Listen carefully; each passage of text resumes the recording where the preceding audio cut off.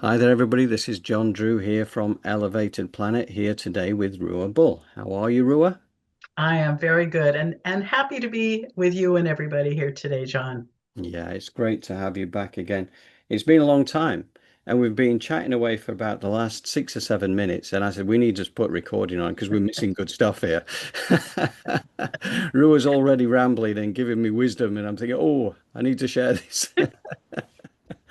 So, anyway, here we are.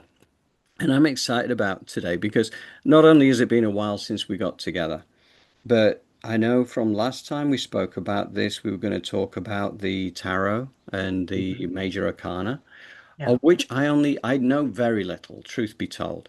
And so and yeah, I know a number of practitioners, including Jolie, who do use tarot. Mhm. Basically when we do our sometimes get together, what I would call a business meeting, which is me, her, and whoever's advising us from up there and she'll use tarot from time to time to get messages through for us. And I know a number of healers who also use them. In fact, you remember that one of the first things that happened between us was that having been introduced to you, I sent you a book, right? The book, yeah, Yes. and it was by Anne Walker and her daughter Karen, who I've got to know because her daughter Karen has the same spirit guide, and we were talking about spirit guides a moment ago.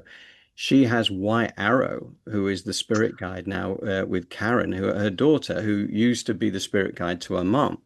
Right. And that the amazing thing about that is that White Arrow is deemed to be another incarnation of the Jesus kind of energy. Mhm. But Karen very successfully uses tarot whenever I've had a reading with her, and it's not just me that has readings. My partner Emma's had readings with her, and my daughter as well. It's very, very good. But again, that tarot thing gives her such guidance as Yeah. well as White Arrow coming through and say oh, tell him this, tell him that, and he talks about elevated planet as well, so that's nice. But yeah, That's so great. that's my experience of it, is being told what's coming through, but as to studying it and understanding it, the only I love oracle cards. I've got angel cards and the likes because they're very simple. Okay, and I can just turn them over, and I kind of like have an idea. And I always have on my display over there. I always have a 7 card layout. In fact, no, it's 8. No, in fact, it's 9 these days, which is kind of like I do occasionally. And the way that works is that it's past, present, future, focus card, message from the angels, messages from the guides, messages from the heart, message from the heart. Then the eighth one I've added is a message from my mum. And then the ninth one is a message from my ex-father-in-law because he's always around. That's So I great. always do that occasionally, but I do find that they come up with really profound stuff, which actually starts to play out in my life. Like the future card will also, and the one at the apex there, which is the focus card, always Mhm. makes sense as well. And so I kind of like that, but that's as technical as I've ever got, which is not very technical at all. But I'm all up for this because, in fact, again, I'll shut up in a minute. But I remember my daughter Stephanie got angel cards years ago. She was only about 15 or 16 or something like that, and she said, "Oh, I'll do a reading for you, Dad." And I just thought, yeah, I'll humor her. Famous last I words. hadn't begun of this journey at all, and we went into her room and she said, okay, do whatever. And then she pulls 3 cards for me. And you could have gone through that entire pack and not been able to find 3 more appropriate cards than she picked out of that. And we both knew instantly exactly what each one meant and its accuracy. I Yeah. thought, wow, that's a coincidence. Because to me, at that time, I was very impressed and curious, but I was still very left brain. And, I still like the science and understanding it a little bit more. But of course, over time now, I've completely researched that and understood it in such a different way now. Anyway, now at that point, that is my entire scope of anything to do with the major arcana and tarot. Tell us more, Ruah. So, so the first thing I want to say is Oracle cards are lovely, and there's so many different ones. Mm, yes. And again, it's not the same as the Tarot, which has a certain format with the major arcana, court cards, minor arcana, etc. But if somebody is listening to this and they feel drawn to the Oracle cards rather than Tarot, that's great because for me, what I love about these kind of divination practices is how they help us to open into the realm of symbol and archetype and meaning and deep story that we're living. There was an article that I read, oh, gosh, years ago by a Jungian analyst. I think it was Adolf Guggenbill Craig, I'm not sure. And it was called The Disease of Literalism. And Mm, what he was talking about, and we could talk about it, I don't like the word disease, but the disease of only being half brained in the left. We could look at it that way. And he yeah. said that prior to the Enlightenment, people had an awareness of the spirits that were around and symbols, and people looked for signs. And in fact, the native people have a phrase, spirit is always speaking. Mm, So, and they would see synchronicities, that and that's what astrology is all about. Not that this causes this, but when Mercury is doing this, this tends to be what's happening here because everything is connected, as above, mm, so below. Well, the Western mind's capacity for symbolism, for deep story, for appreciating synchronicity and meaning, which really is about the interconnectedness of all things, that started to get really truncated. So if it was not scientifically provable, it's, you throw it out. mm, And what I'm just been enjoying is how all these things are starting to come back. Like all the oracle cards. And if that's what helps a person say, wow, this word or this image is really occurring in my life. I think on an energetic level, if you track somebody's psyche and even brain, it's awakening aspects of the right brain. So that as you've talked about, we become whole brainers, not left brainers, or even just right brainers, because then yeah. you're just half brained.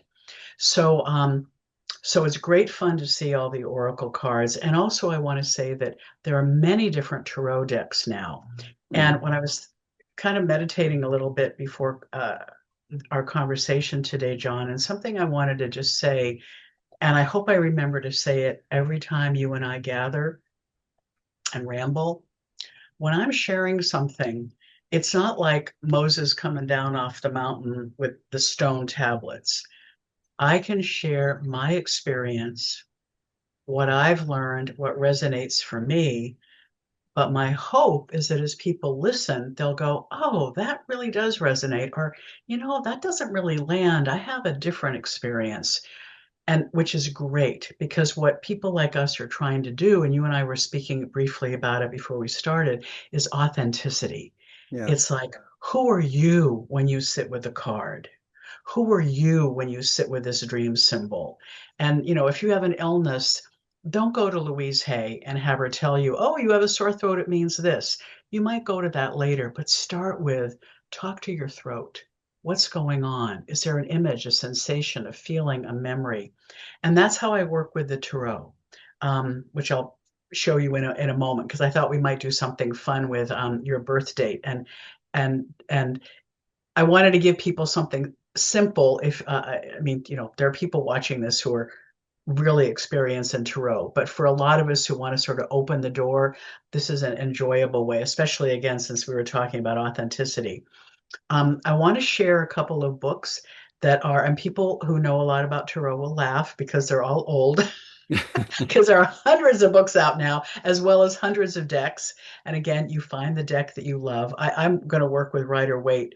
Um, and I'll just say one reason why I love the Rider Waite deck is that on the minor arcana cards, they're just images.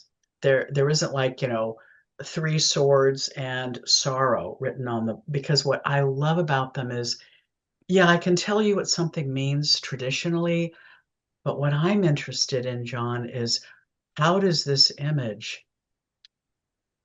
generate a response in you? Because the traditional meaning might be grief. In fact, I'll use the Three of Swords card, bouncing all around here today, which is a heart with three swords in it, and usually it has to do with grief, sorrow, etc.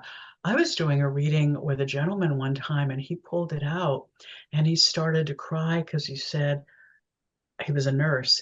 He said, I keep feeling like I want to work with hospice. And Mm. this card is telling me I have a deep calling to work with hospice. So that was not in any traditional meaning, but when he saw it, that's what arose in him. And so that's what was right for him. So I love this because of how it enriches our symbolic imagination. And if we're going into elevated planet, if we're going into another vibrational field, that vibrational field includes the spirits and the dreams and the archetypes and the aspects of our own deep psyche and our inner counsel. And I look at a tree, and that tree seems to be saying something to me.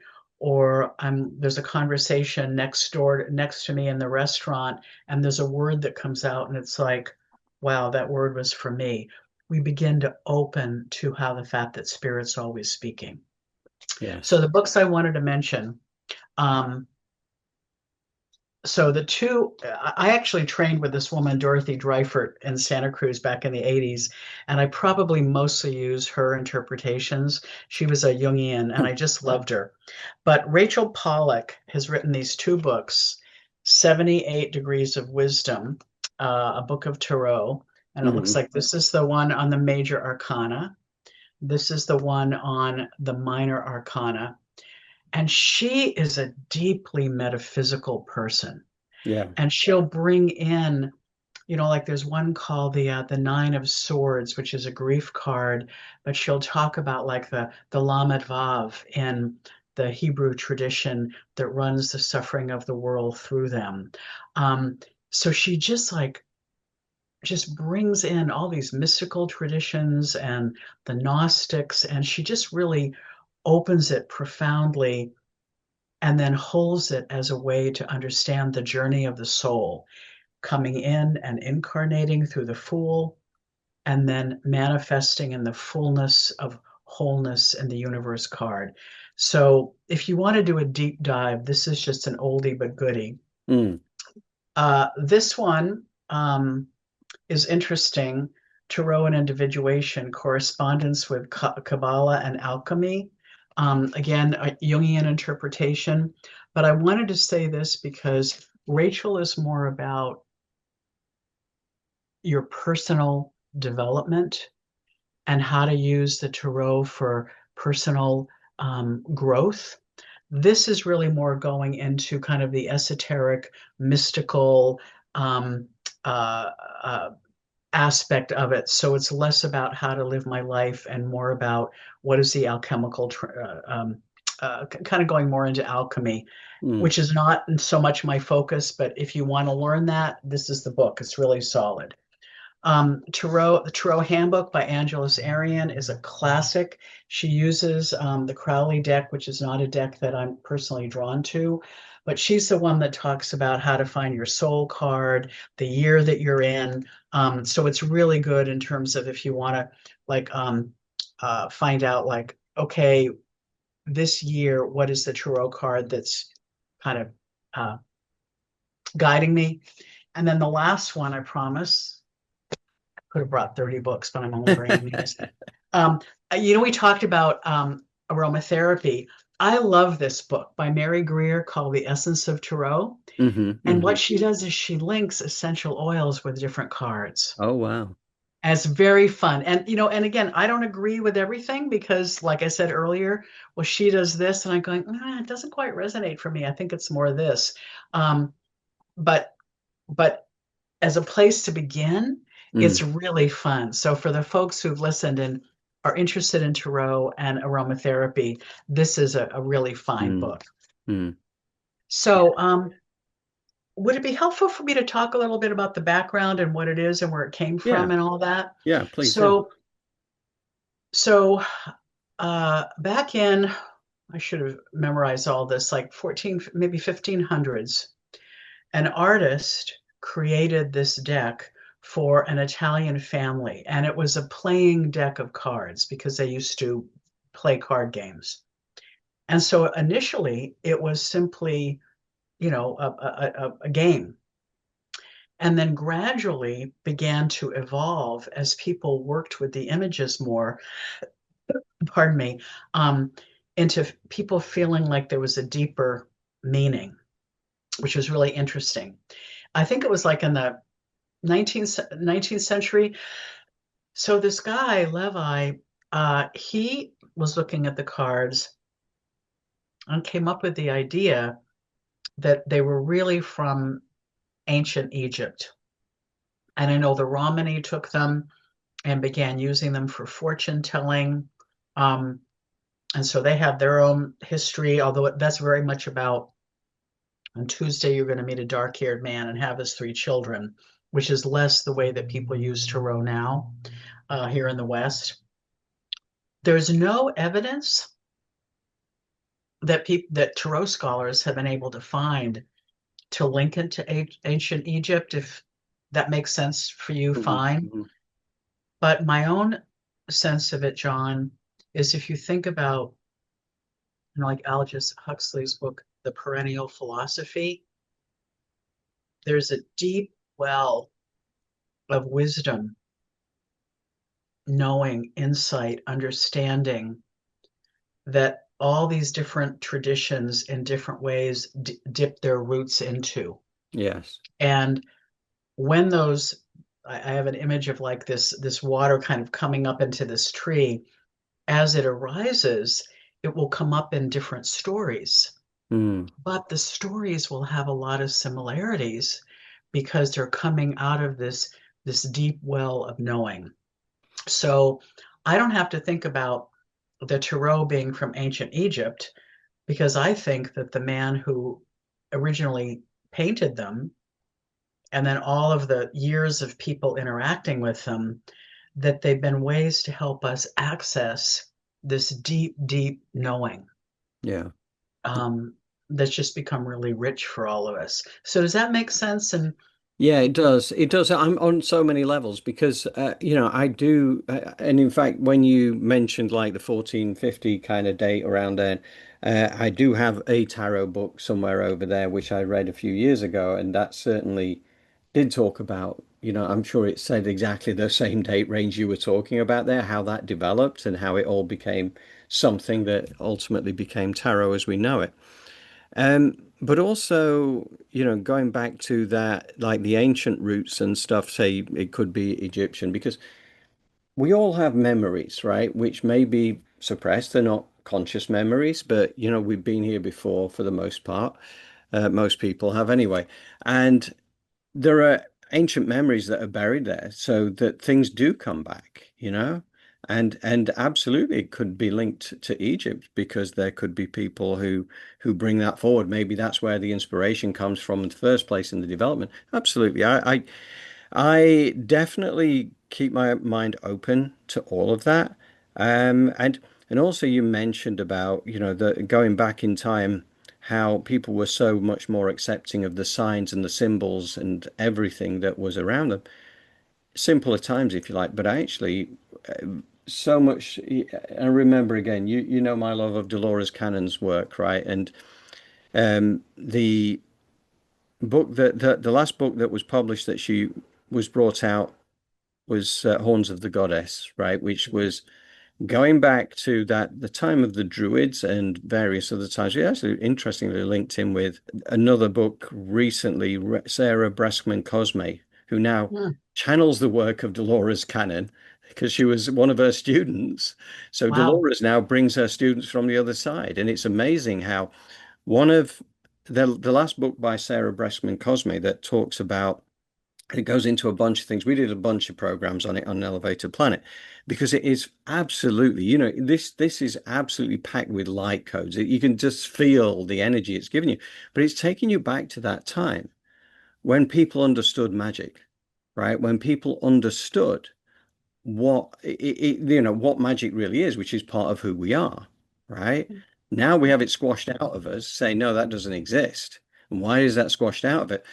Actually, it takes me back to, in fact, I think it was last Sunday's show. And we were taught, it was from Conversations with God. And God was talking about the importance of imagination, and how that is your creative force. And I was making the point that, when you go to school, you're kind of not encouraged with imagination. You can do some artwork and stuff, but for the most part, we want you to learn these facts, and you've got to be able to regurgitate them. And, the forget wisdom is knowledge stored away that other people have given you, Yeah, however accurate that may be. But it's yeah, kind of almost crushing, if you like. And I think there's a yeah, reason for that, because those who are pulling the strings are sort of like trying to keep people away from their true power. And our true power lies in imagination. It's in the old ways, the druidic ways, certainly, and so many more. And, you've only got to look at many of and again, you refer to this quite often, but a lot of the indigenous folks that are out there who've never become westernized, and they still understand these things. And yeah, I love that, because I reckon that, to your point, that is where we are going back. Our minds are now beginning to open again. We've gone through that era of separation, is now kind of like disappearing a bit at a time, because we are going back into unity. We're going out of fear into love. Those two journeys there are bringing us back to where this will then become the way forward. And this is again one of the reasons why I love our rambles, is because I learn so much from you. When you've been talking about the essential oils and the divas, and I never even thought of, like, how plants and these divine essences would even have like a consciousness of their own. It wouldn't have even crossed my mind. So I'm very grateful for the fact that you keep opening my mind to these things. I just love the fact that we're kind of going back to lost wisdom, because it's never truly been lost. It's just been hidden. It's so interesting that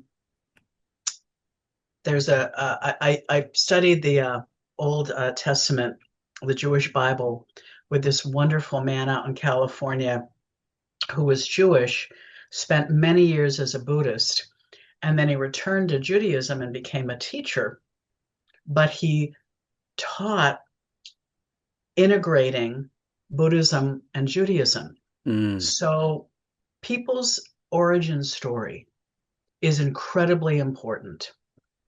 And I know we've spoken about this before, that in the ancient Middle East, the Sumerians said that the gods created people to be their slaves. Well, that sets up a whole kind of relationship with the spirits.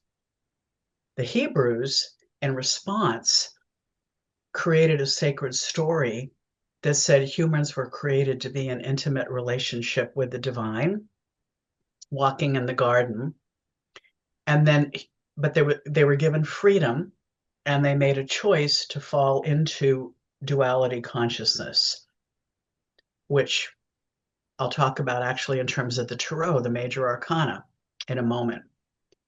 And so we were sent out. And again, please hear people, I'm not a literalist. This is the disease of literalism that affects all the fundamentalists who, God help us, are over in Israel trying to find, you know, wood from the, Ark of the Covenant or whatever, or the boat. Ugh, they don't know about symbol. Anyway, so at the end, or where the Garden of Eden was, there's these two um, angels with flaming swords. The way that my teacher talked about it was, we were in a state of unitive consciousness with the divine, able to access from an innocent place, mm, the fool, all that was needed. However, again, in the Jewish story, which I love, this didn't happen to us from an outside force. We made a choice to move into another kind of consciousness. The fool incarnated into the realm of duality. What he said is, if you look at those flaming swords, the whole human journey is about returning to the garden. So we leave and we forget, and we spend many years forgetting, and then we begin to start to remember, and we come back. Again, in this particular deck, the Rider Waite, which is my personal favorite, we start out the dancing fool Hmm. in the garden prior to, but having everything we need. We move into this realm of duality, but where do we return? The dancing universe card, who's Mm. hermaphroditic. This is innocence. This is wisdom. Right. So the ancient peoples, the first peoples, they've maintained, and it's not that they don't have all the personality stuff and duality and all kinds of things, but spiritually, they've maintained an attunement to this in a way that we lost. Yes. But we are in the process of remembering it. Yes. And but we're remembering it with electricity and heat. And so we have all the benefits Yes. that are spending time in this realm of duality has brought us. Yes. And then we're bringing those back now to the state. I mean, I did a training with this shaman, I think it's in Wales, Paul Francis. Um, and he really thinks that animism was like the highest way of being. But we can't go back to those days, but that was really when we had it. That was really when we had it all together. Yeah. Um, well, I'll tell you something. It gets cold here, and I'm really glad I have central heating. So just saying. Yeah. I tell you an interesting thing, and again, I think this gets covered in conversations with God. He talks about highly evolved beings and highly evolved societies.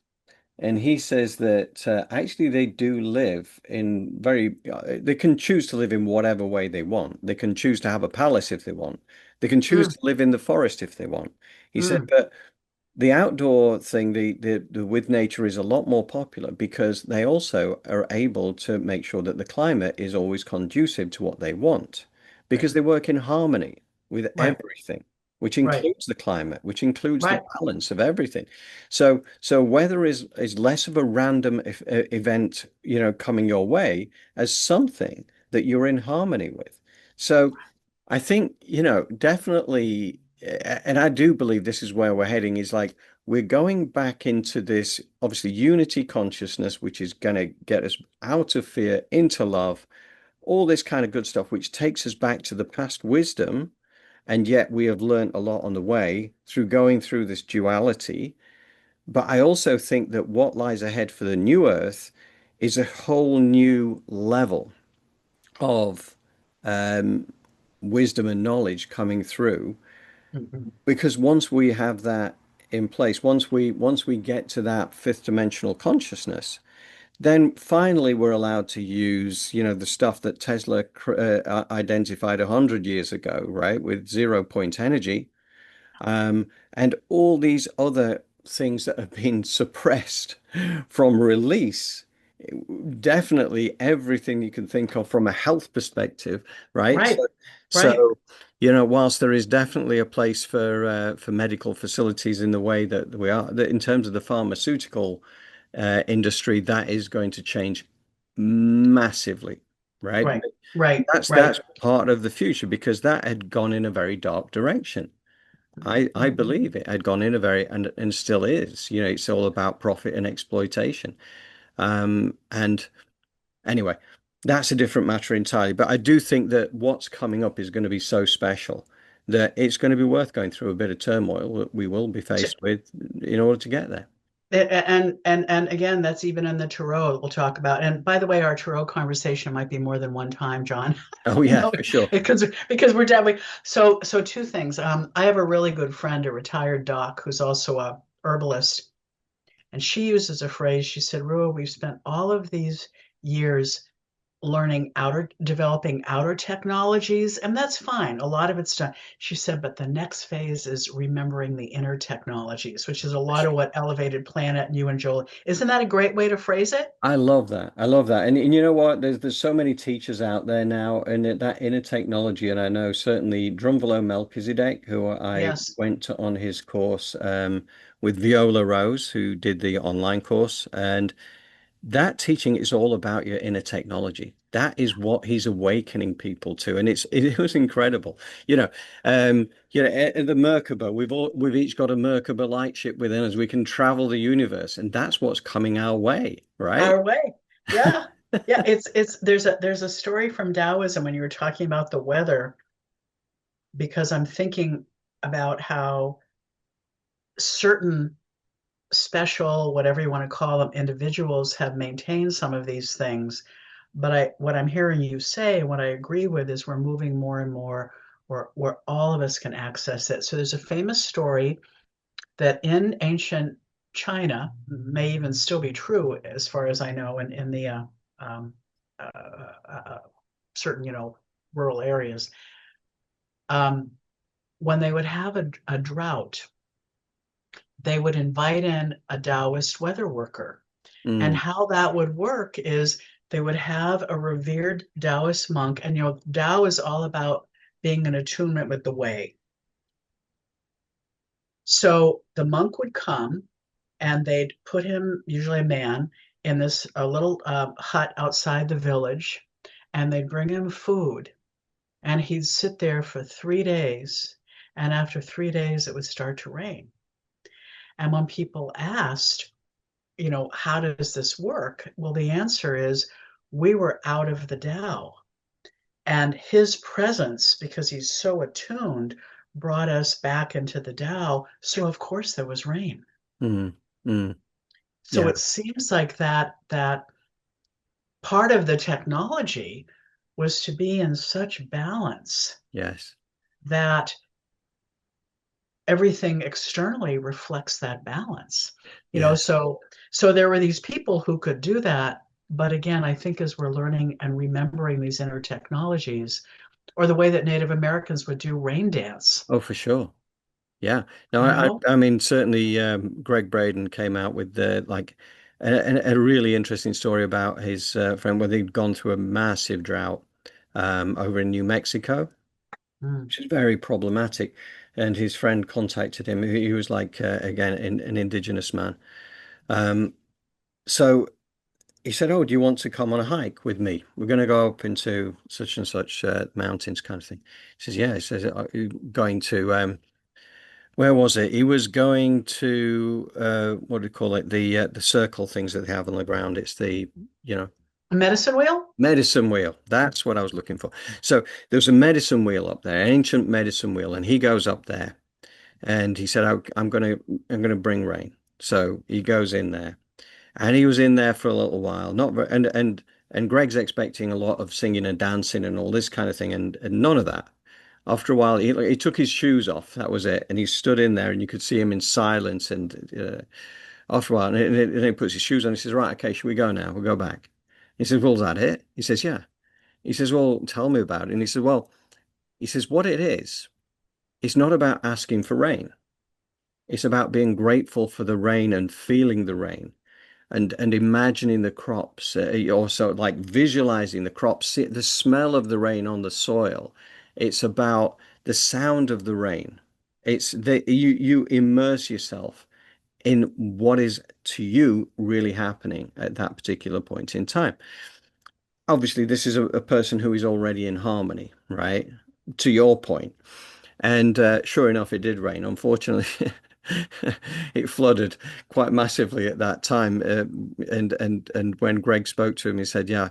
He says he says the ancients, they've always known how to create rain. He said, but actually being able to get to decide how much rain has always been the problem. Oh dear. See, I was hoping for a different end of the story so then I could make the point that apparently with the god awful flooding in Texas, Mm, the government did some cloud seeding a little while beforehand, and so there's some wondering if perhaps that's part of what contributed to this deluge that has killed a couple Well, hundred I people. could. Our Sunday show is all about that. Oh, I will look forward to seeing that. Yeah, and 'Cause- it's but it's it's not the US government that have done it. I'm pretty confident about that, but it is done by the pullers of the strings, let's call it that, right? And again, it serves multiple purposes, and it's a dark agenda which we will be moving away from. That's the way I would like to put it. But yeah, it's a very interesting, and what's really interesting is that they are trying to bring out legislation now that means that the use of weather manipulation can be a felony, okay? Which means that it's now being taken seriously, okay? Because it's gone on a lot. It's that you know you look at some of these strange weather events that have taken place, whether you're talking about in Europe, in America over the last few years in particular. And some of this is Gaia Mother Earth, right? I mean, there's, you, yeah, and here's the yeah, you could, challenge. How do you differentiate what is a natural weather event versus manipulated? The Texas thing, I'm very confident was manipulated. mm. I don't think it was the US government, and I Well, don't think it was like one of the typical enemies you want to try and pin it on. This is different. But nevertheless, yeah, it's a crazy thing, but yeah, it just shows there's a lot of stuff going on out there that you would not think was necessarily possible because a lot of stuff is hidden from view. But yeah, there you go. yeah, and I think your point. I mean, I know that I think it was Texas did say that they were doing some cloud seeding, and who knows who else or what else is involved. But I just think about how with these external technologies, we do a lot of things, and because we don't know that everything's interconnected, we just create these messes. Absolutely, And yes. so, I always go back to that Ram Dass quotation about I don't always know what's nature, certainly astrologically, and Stephen Burns and earthquakes and volcanoes, and that's all coming. And then who knows how other people might or other beings might be, interacting with what's already happening. So I just keep coming back to I can't always discern that. So, and it's what you and Jolie talk about all the time. What helps me become love in this circumstance? What gets in the way? What are the practices that can help release it? Um, and then just stand in love. So whether it's beings or earth or whatever, in this moment, I came home the other night, 4th of July, and I wanted to watch some of the film on what was happening in Texas. And I just sat there and I watched and I sent out prayer and I sent out light and I sent out may every being, human, plant, animal that is dying in this, may they be aware that they are dying into the arms of love. May the families be supported, and just go into a prayer of like Pam Gregory does, like you folks are Yes, doing too. Just sending. I can send money to the Red Cross. I can send money to the people who are helping the animals, but I'm not going to fly there. But what can I do? Love, love, light, light, tenderness, tenderness, support, support. And that's something we can all do. yes, And if it's Gaia, she appreciates our love. And if it's other entities, that love helps to counterbalance the negative stuff they're coming in because it's not fighting it. We don't fight the dark because that just makes it bigger. so But much, what I so important, so so important. important. We waste Because time fighting it. yeah, and the again, we are almost goaded into Hmm. loving or hating, right? That's right. But that is duality right there. That is what we're escaping because the way I look at it is that everything and everybody out there are aspects of divinity. Okay. Yes. They're here to play different roles. Some of them are very dark roles. And okay, what do you do? Well, you still send them love because they're still who we are them and they are us, right? That's what it comes down to. However, what you choose, where you choose to put your energy is what defines you. Okay? So I'm 100%. You go in there, and this is again what Pam talks about with the guided meditation, which we now do like every Thursday. You know, it's always about we are welcoming in an expanded consciousness of love. And all the trouble spots around the world, don't focus on the troubles. Think about the the emotions you want them to feel. You want them to feel love. You want them to feel kindness, compassion, and hope, and everything that inner peace, joy, happiness. You know, that's the key. That's the key. Don't fall for the duality game, even though you can look at things and say, well, that's preposterous. That should never have happened. It shouldn't have been allowed to happen. Now people are suffering. And it's just encourages back. But this is the test. This is what we came here for. That's right. We came here to be able to override that old way of duality thinking. Well, and again, look at this. Look at the world card. It's a Mm, hermaphrodite, mm, masculine and feminine, dancing. Within this whole circle here is considered the material world, and she's got all of the elements, she he, and this is a place where we're being called to is to be able to be creative within the realm of limitation, which is, by the way, a lot less than we think it is.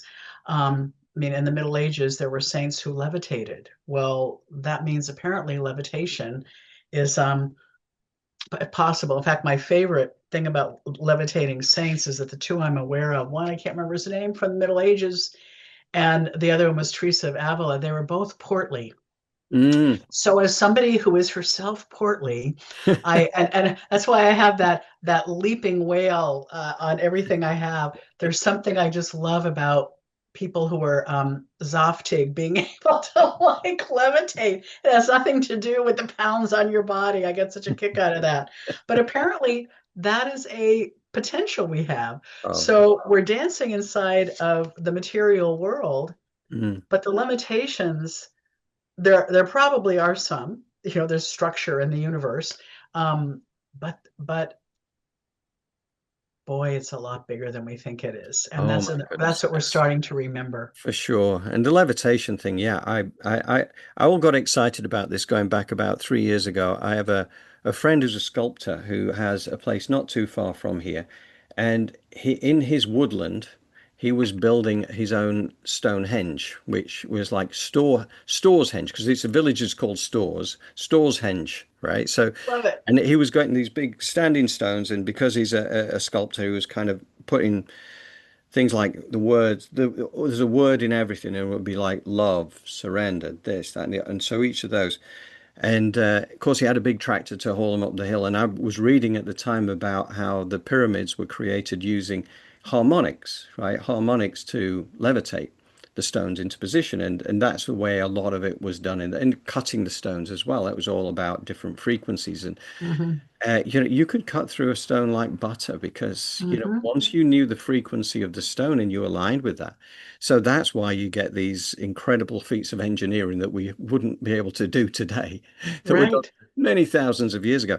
But that led to, and I said to Andrew, I said, look, I'd love to be able to work on this as an experiment to see how we can use this to get these up the hill to the head.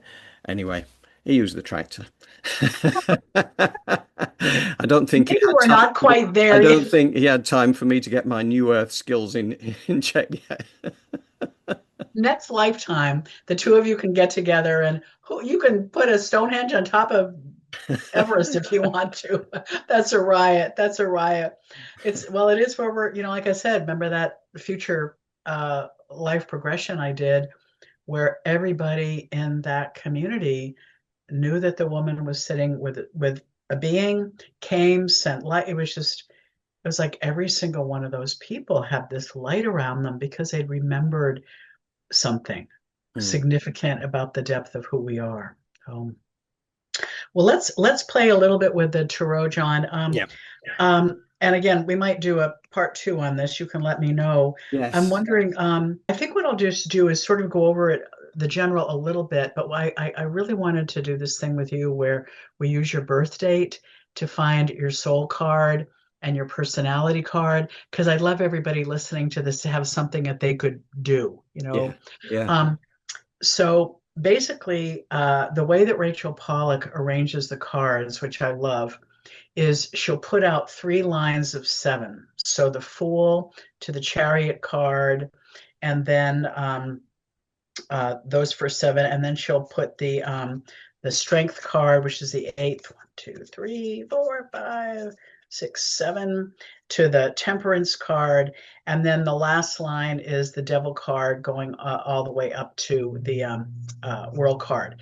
And what she says, in fact, what she likes to do, I wish I had a way to have this on here, Mm. is she'll have the lines underneath each other so you can also look at how the cards dance with each other. All right. But Yes. she talks about how the first seven are about our incarnating and developing this persona, this self. Like the seven card, the Chariot, is all about, my ego, who I believe I am. You know, it's what a lot of therapy is about, helping people to develop, is like a clear, solid, grounded, more or less coherent sense of self. Who I believe I am in the world. Yeah. Second line is the line of the personal unconscious. And that's all that stuff that can arise that might be hidden. You and I were talking before we started today about the shadow. So, and for people who want a great introduction to the shadow, Robert Bly's book, The Little Book of the Human Shadow, is fabulous because he talks about you're born into a family, into well, a gender of some kind. We now know there's more than two or three or four, um, a period of history, um, a country, etc. So you're born with this wholeness, and then, well, you're a boy, so you can't do that. So the part of you that maybe cries has to toss in there. Or you're a girl, you can't get angry, in my culture. That has to go into the bag. I know you're a creative artist, but that's impractical. You have to be a lawyer. So creativity goes into the bag. For a lot of us, Yes. healthy, joyful sexuality goes into the bag. So what ends up happening is who we think we are is oftentimes just a fragment of the fullness of who we are. So that second line has to do with the way we experience, encounter, work with, and gradually integrate those things that have been removed from us, that we don't know that are part of us. And by the way, Carl Jung really talked a lot about the shadow. There's the dark shadow and the light shadow. So when people hear it, they usually think, oh, well, my rage, I can't get really angry. So that's back there. So shadow work is to actually learn, how do I deal with my anger? How Mm. do I actually learn that anger can be a very important thing that's telling me there's something off here. But there's also the light shadow. My creativity might have been put into that. So the shadow isn't just like negative, scary things that I need to learn about myself and realize that's a part of me too, that I need to learn how to work with, but also these other things, capacity for joy.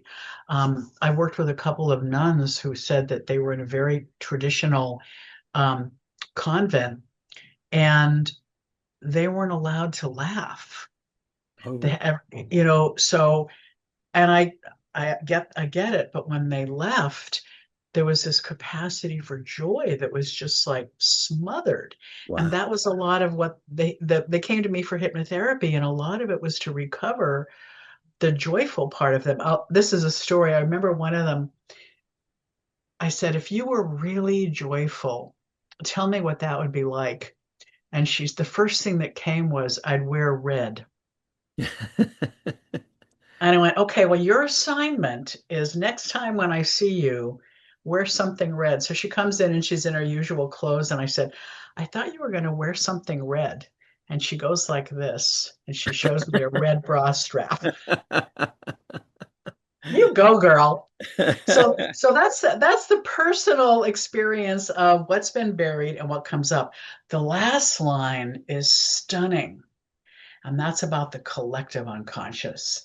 That's about how, as individuals, we can actually be called even to work the collective unconscious. So the unconscious of our species, of our race, of our country. So, for example, I think a lot of what we're doing right now in Elevated Planet, for example, is helping us identify the collective repressions that we've gone through. And there are different ways of understanding how that happened, why it happened, how it's maintained. But so it's even deeper than my personal. It's like, because the repression of my capacity to experience symbol and sign is not only personal, it's all of post-enlightenment Western culture. So when I'm working to access my ability to perceive, or these gifts that we know we have, like bilocation or shifting the weather, that's not just personal to me or my family. That's a whole Western culture. So I think a lot of what's happening globally right now is working the way in which, as a collective, as a species, we have been forced to, tricked into, seduced into, whatever word you want to use, cutting off from aspects of our wholeness. Yes. And so isn't that amazing to think that that's even here in the Tarot? Yeah, it is, and it's encouraging to hear that it's kind of it comes to the surface like that because again, I think it's all been part of this control mechanism, and I don't mean to sound like I mean I'm delighted we're heading to the new Earth, but there's the more you kind of like delve into this, you more realize just how controlled we've been. Because again, if you look at education, the education of the future on the new Earth is all about working with the new children, the humans that are coming into us, to work out, help them under, first of all, they understand they're an aspect of the divine energy and they have a purpose. The purpose that brings them joy is what they're here to bring to the community, That's right? right. That's right. That's the That's future. right. It's been That's right. so far away from that. That's right. Is you see little bits like the Waldorf schools are very Right. much Yes. about that. So you'll see little bits and pieces of people trying to. I did a master's in humanistic education at Boston University. When did I get it? I don't know, 76, 77, something like that. Because I had graduated from Mount Holyoke College, which is an all women, it's one of the Seven Sisters, like the Women's Ivy League. Very good school. And I actually had a great education there because they did encourage creativity. I mean, I Yeah. remember English teachers saying, if we give you a poem, don't go read all the critics. First be with the poem. Mm. Then you can go read. So it was a very good critical, a very good education that I'm very grateful for. But John, I graduated magna cum laude. I weighed 300 pounds. I was in a clinical depression. I was so consumed by self-hatred, which is what brought me into therapy because I was suicidal 2 years later. It's like I was thinking, how could I have graduated from one of the finest schools in the country, magna cum laude, and been such an incredible mess? But I remember when I first went to meet my therapist, and we were years later, we were ending. She said, Ruah, my first impression of you was this big, dark, dead blob with this clear, shining light on the top, because the only thing that was alive was my intellect. So I'm working with her thinking, how did this happen? So Boston University actually had this program in humanistic education. And we were learning about Summerhill and how to incorporate the body into education and what's the role of the emotion. I mean, senior year, I had a friend whose father died, and her teacher told her she couldn't put off taking her final exam because out in the real world, things like this are going to happen and you're going to have to work. And I'm like, the inhumanity. Can you imagine? Your father Yeah. died, but you have to take the stupid exam 2 days later? Unbelievable. So, and I realized in taking this program that as much as I love Mount Holyoke, and who knows what they're like now, I hope they've changed. But back then, I graduated 73. We were basically treated like brains on chairs. Hmm. That was it. So here's this whole program at Boston University about the whole child. The year after I graduated, the guy who was the president of the university closed the program. And it just became so it's like there was an opening, but we weren't ready for it. So Mm, I'm glad that I got to be in it, and then it got closed. mm, And Waldorf is wonderful, but it costs an arm and a leg. So most people can't even imagine. But I do think I think this is what's coming. yeah. Um, I think this is what's coming. So I hope I live long enough to at least see some of Yeah. Yeah. um, the No, seedlings grow. yeah, that's right. It's difficult to know when, what year is it all starting? What year? Well, it's all happening around us all the time. Now, It's yeah, just one continuous process of change. And I do think the change will take a long time, like hundreds of years. But having said that, I think we're in this time of accelerated change we now, are. Yeah, that yeah, we will see, significant changes within our lifetimes. But at the end of the day, we're just building the foundations for the future, right? I have so much, not just hope. I just have absolute knowing that what comes next is going to be actually wonderful. And here's an interesting thing as well. That uh, again, going back to things like the Texas event and stuff that's happened recently, and many other disasters. There's a lot of, from what I understand, there's a lot of people who will leave the planet over these coming months, years, whatever. Who mhm, knows?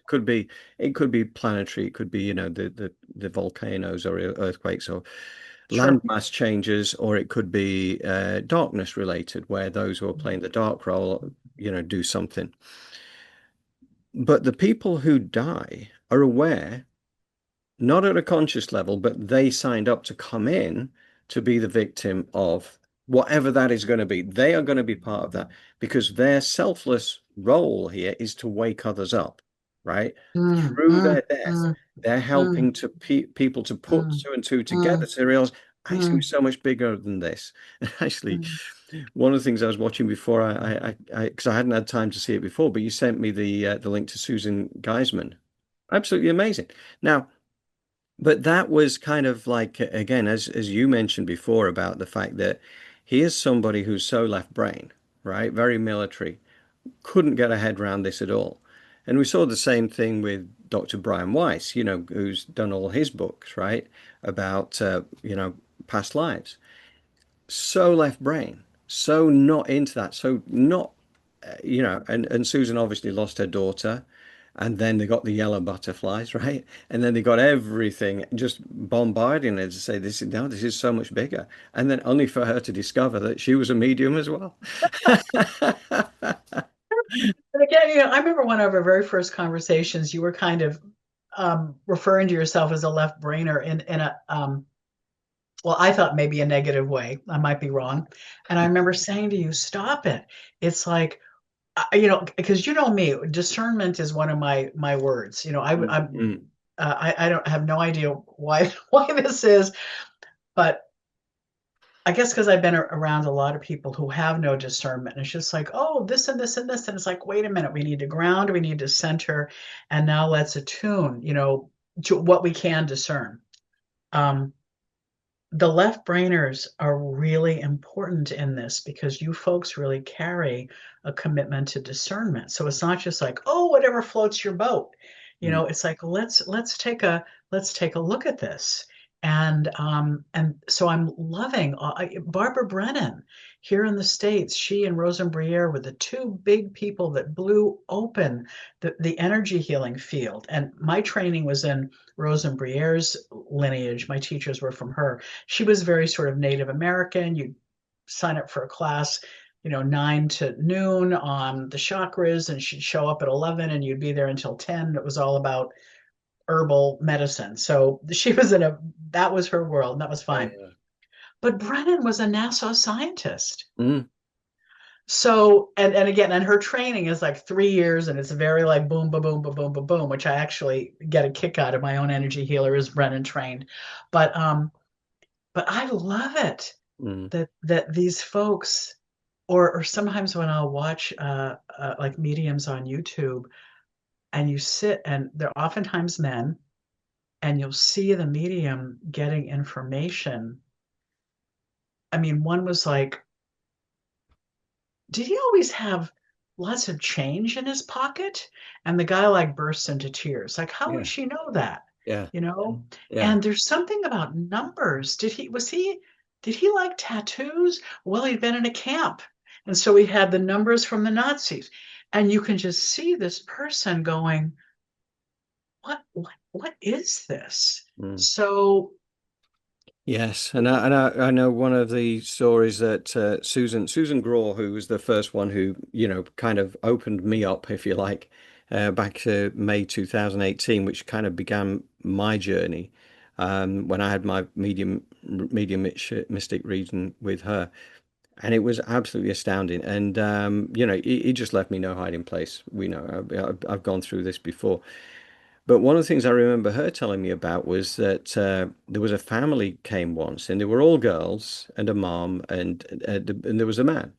It was the dad, and he sat there and he had zero interest. Arms were folded, very defensive. And so she said to him, she says, "Oh yeah, no, I don't believe that. This is just nonsense. It's a waste of time. Don't want to be here, and it's a waste. Just a waste." So. What happened next, over the next hour, is that every message that came from Spirit was for him. And by the time he left, he was a blubbering wreck, completely changed because he had it proved beyond any shadow of doubt because Spirit were coming to him. This was his time to understand. to So open. all the messages were for him, so directed, so much evidence that only he would understand. Yeah, It's the way it works. that's the way it works. And I'm checking the time. We need to figure out what we Yes, want to yes. And do. we will do a part two to this as well. Maybe what we can do is sort of talk to people, teach them how to figure out like their number, and Hmm. then next time we can actually go into what we do with it. Okay. So what I'm going to ask you to do, let's model this for people, is write out your birth number. I think we did this a little bit before, but let's do it again. And then add all the numbers up, and then Mhm. tell me what you get. So you add the numbers across the line. 25th of May, 1960. So that I've got that, well, from a European point of view, 25051960. Yeah, so that's it. Yeah, 7, 12, 13, 22, 28. All right. So then what you do, that's interesting. So then you add the 2 and the 8, which gets to be a 10. Hmm. And then the 10 goes down to a 1. Okay. Okay. So what we're going to be doing is, let me get the cards out. I put them in lines so I wouldn't have to go shuffling.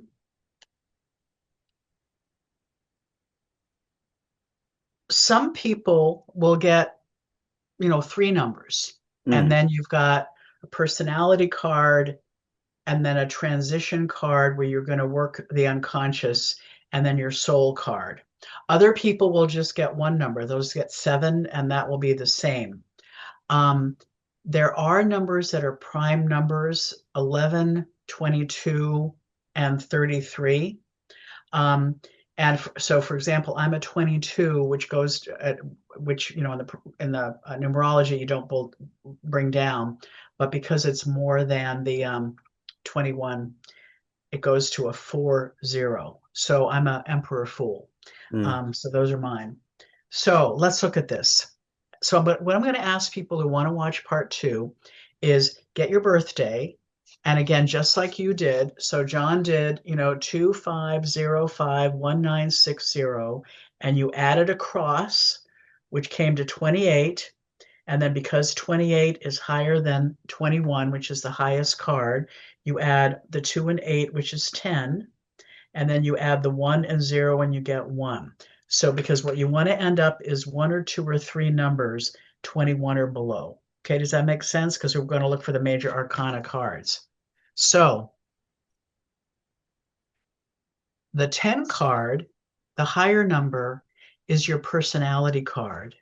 Okay. And then the base number, the 1, that's your soul or spirit card. Okay. So the personality card, that's a lot about like how you show up for people, your persona, what you have developed. And it's, by the way, it has nothing to do with being artificial or fake, although people can carry it in a way that's artificial, but it's as if your soul wanted to show up as a human type, Mm. and this is the type. So your personality card, John, is the Wheel of Fortune. Oh, okay. So, what I would have you do, and next time we'll do this together, is I would have you look at the card Hmm. and tell me what you see.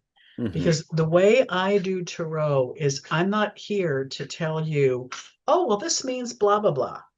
What I want is for Yeah. you to be sitting with, as you look at the card, what do you see? So the Hmm. first thing you do, and then you notice, oh, I'm really drawn to this figure. I wonder what this is about. So you really take a look at it, and you can go through a series of investigations. First, you just look with your eyes, Hmm. right? What do I see? What am I drawn to? Then look with the eyes of your mind. Mm. What thoughts come up? Um, Gee, there's a sphinx on it, and gosh, you've got these four, and I think these might be related to the four symbols of the four gospels, and I think that's related to wholeness. So that's the mind, Hmm. okay? Hmm. Then look at it with the eyes of the heart. How does your heart, your intuition, and when I say heart, that to me is going to be the place of intuition that's both right brain, but also that emerges from the gut, from the belly. So, two forms of intuition, that flash that can come in through the third eye, and also the knowing that comes up from the tummy. So I think of there being two different kind of intuitions, the Mm. flash from on high and that kind of rising up. And so this is how we will take a look at your personality. Oh. And one of the things I'm just going to say out here for everybody who knows you, they can probably see in you an expression of change in terms of your own life and how you are actively involved in change on the planet right now. Mm. So so I would just throw that out, but I've probably given you too much and interfered with your response, but there you Oh, go. that's Take I will keep my mind fresh next time. I'm going to park it for now. I'm good, not good, going to good, do good, good. anything with it until we sit down again for Until we part sit two. down together. And then again, just to say for people, so then the one, when we go from the 10 to the one, is the magician card. So your soul, who you came in as an expression of the divine, a fragment of the whole of the divine, a drop in the ocean of the divine, the archetype that you carry as you incarnated into this life is the magician. Mm. And so you start with these, and then of course a reading is how do these two dance together? Right. So you can go deeper and deeper and deeper and deeper. All Mm. right. Um, so how about if we give that assignment to people, sit down with your birthday and find out, your two numbers. Again, if you have one number, that means soul and personality are the same. If you have three, that just means there's an intermediate place that spirit wants you to look at about this intermediate number is how these two dance together. And then next time we'll begin with you. And I don't know, maybe we'll do mine, and then we'll kind of demonstrate to people how to do this. Does that sound good? I think it does. It definitely does. I think Okay. this is exciting. It's I, I do find it really fascinating. And I know. again, you mentioned numerology and stuff like that. And 19 was kind of a number that came up initially that you thought it might be that. But my life path number is a 19, just as a point of interest. So, and what's really fun about that is like, because then you can look at numerology, because again, my life path is 22, but that has to go down to the Emperor Fool, so you look at your astrology chart, you look at your tarot piece, you look at numerology. So there are all these different maps because frankly, the 19 is that sun card. And I, in the tarot, and I experience you very much as that divine child energy also. Mm, So, so if people know their numerology, bring that in because I would want that to be a third card for you, yeah, yeah. you know? Yeah, Yeah. no, it's interesting, and I know that when we did our one of our previous rambles, that sun card just kept coming up because Oh, yeah. it also happens to be the only card that I have that my daughter gave to me, which is like placed in this little, it's like an incense holder, and That's that is a great. tarot card, which happens to be that as well. It just kept coming back time and It again. just I get the Queen of Swords every once in a while when I'm sitting in a group and everybody's being all touchy feely and flowy and oh we can do this and we can do that and I'm like, well, we only have $3,000 in our account, so let's talk about what we can do.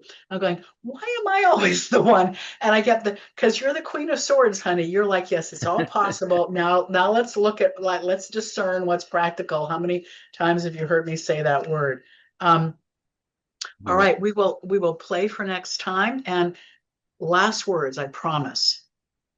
Very important words from a physicist. I think it's something like Krasinski. I'm butchering his name. Don't mistake the map for the territory. So the territory is the infinite, vast, spiritual, mysterious isness of who you are as a fragment of the divine coming in.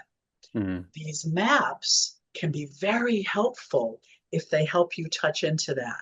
yes. But it's like, I hate it when people say, oh, well, I'm a Capricorn moon, so I can't do this. It's like, no, Capricorn moon means this is challenging. Let's figure out how you can increase freedom instead of define yourself in a way that's limiting. Does that make sense? It does. It definitely does, and it is a temptation people get drawn into is to kind of, as you say, define it, in a way where it's you're missing the point.